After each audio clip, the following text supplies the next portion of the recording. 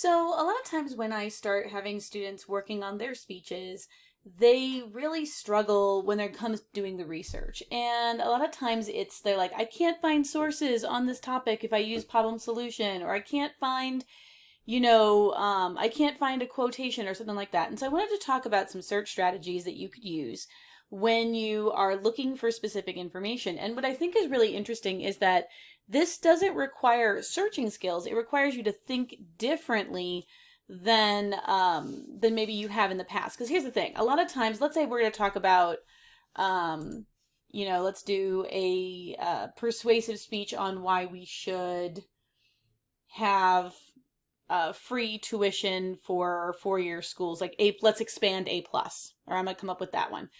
And I want to start doing research. Well, what a lot of people will do is they'll go into their search bar and they'll do, why should college be free, right? And they get this stuff. And here's the thing: while some of this research is okay, it may be really hard to fit it into your problem, solution, refutation, for example, thing, and people get frustrated, and that's how we end up with, I'm just going to do statement of reasons and call it good. So I want you to start thinking about how you're putting, excuse me, I'll move this a little bit. How do you do your research? So it requires you to think differently. So for example, what are some of the problems that are very, very common that free college would solve? Well, one of them would be student debt. So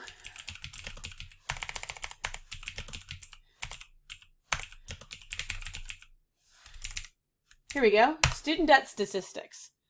So this is immediately going to show me what I can find. And then when I'm looking at Forbes. Okay, that's not bad. I might use that one. Studentloanplanner.com. Nah, I'm not even going to click on it. Student Loan Hero. Again, it just looks biased to me just from looking at it.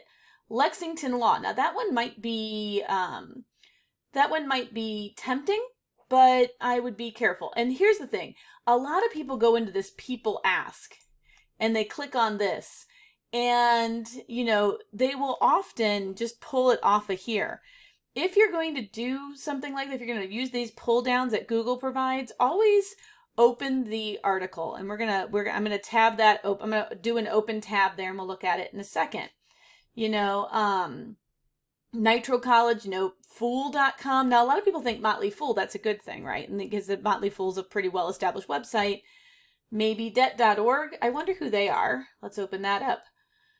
And so when you're starting to look for statistics and for sources, you've really got to do that vetting on this page before you even start opening things up. But let's look at the Forbes article, okay?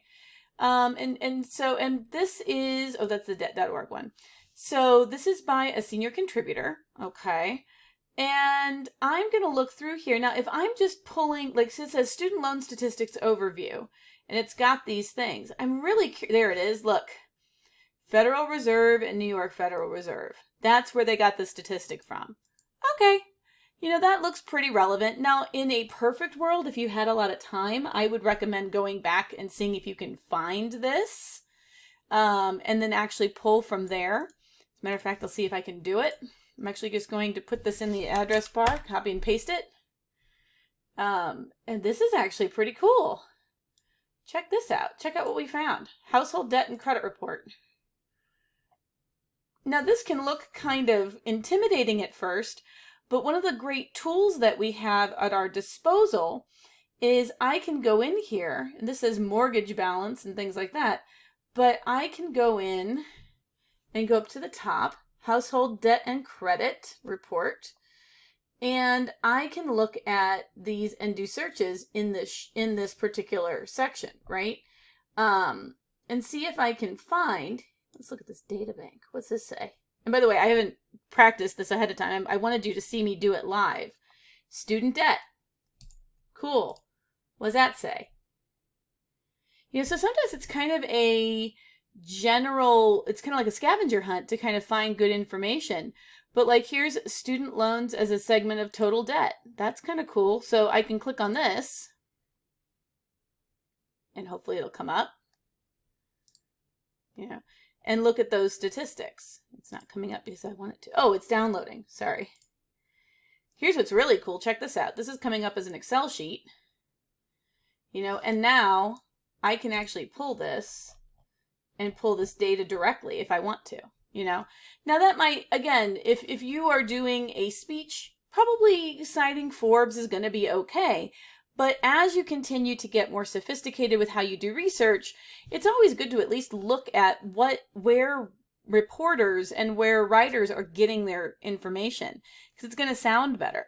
So let's look at this, debt.org. What the heck? And immediately, a lot of people go, oh, it's a .org, it's okay. America's Debt Help Organization. Need help? Call us now. This, to me, is a debt consolidation place. Yep. And they are a nonprofit that want you to use their information. So I'm immediately going to say, you know what? I can find better information than this. Okay. So I have one piece of evidence to support my claim that student debt is a problem, right? I can find those statistics. I can say that it's $1.6 trillion. I can go into this a little bit more because I think they actually have the ratio of how much debt this is. And that's going to help me support that point. Then if I decide what's another problem that not having having A+ only pay for the first 2 years and not pay for 4 years. Well, what I might do is employment, bachelor's degree, right? And I might find as I go through here, and ZipRecruiter, Indeed, I would rather look for something. U.S. News isn't bad. I would rather look for, here's employment outcome of bachelor's degree holders.